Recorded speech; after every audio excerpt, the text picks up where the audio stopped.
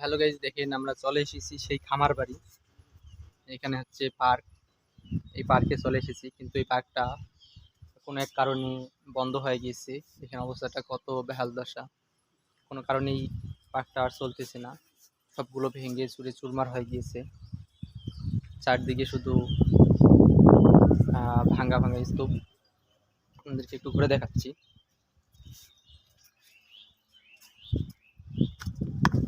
এখানে আগে ছিল বসার জন্য সব, এখানে অনেক বসার লোক, মানে বসার স্থান করে দিয়েছে।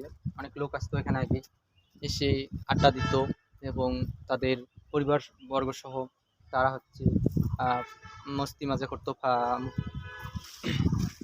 কিন্তু কোনো এক কারণে এই পার্কটা বন্ধ হয়ে যাওয়ার কারণে আর এই পার্কটা চলতেছে না।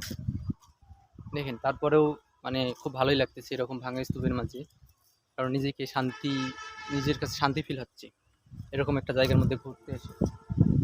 আর আমার আমার বন্ধু ওই দিকে ভিডিও করতেছে, দেখেন আমাকেই ভিডিও করতেছে।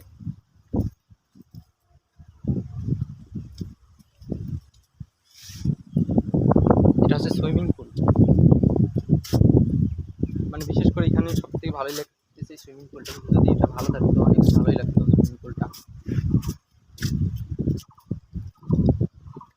এটা এনায়েতপুর খামার পার্ক। এখানে অনেক মানে আদি যুগের মধ্যে আমাদের কৃষি দেশে কৃষি নিয়ে গবেষণা হতো আর কি।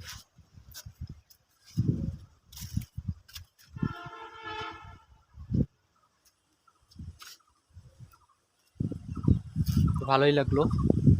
আপনাদের কাছে ভিডিওটা ভালো লাগলে লাইক কমেন্ট শেয়ার করে দিয়ে পাশে থাকবেন। আল্লাহ হাফেজ।